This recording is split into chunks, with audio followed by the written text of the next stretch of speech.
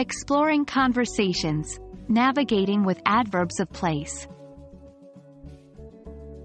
Hello, language learners. Today we're delving into the wonderful world of adverbs of place.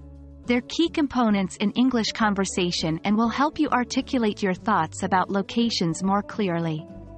Let's embark on this linguistic journey together. Before we immerse ourselves in the context of conversations, let's take a brief moment to understand what adverbs of place are. They're words that give us information about where an action occurred, where it's occurring, or where it will occur. Some common examples include here, there, upstairs, downstairs, inside, and outside. It's time to see these adverbs in action. Here are some examples of how you can use adverbs of place in statements during a conversation. I live here in New York. Can you please put the books there on the shelf? She is waiting for you upstairs. We had a great time swimming outside. Notice how the adverbs of place provide valuable information about where things are happening.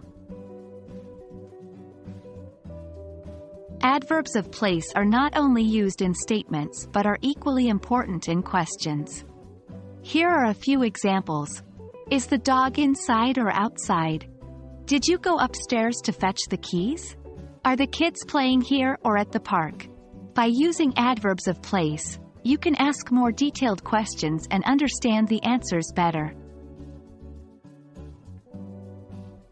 Practice is the key to mastering any new concept. So let's do a quick exercise. I will provide a sentence, and you have to identify the adverb of place. Ready? Here we go. 1. He lives there in that big house. 2. We met here at this coffee shop last week. 3. They're waiting for you upstairs. How did you do? Remember, the more you practice, the more comfortable you'll get with using these adverbs in your conversations. That's it for today's session on adverbs of place in conversation. I hope this exploration has been insightful and you're feeling more confident about using these words. Remember, practice makes perfect. Until next time, keep exploring, keep learning, and happy speaking.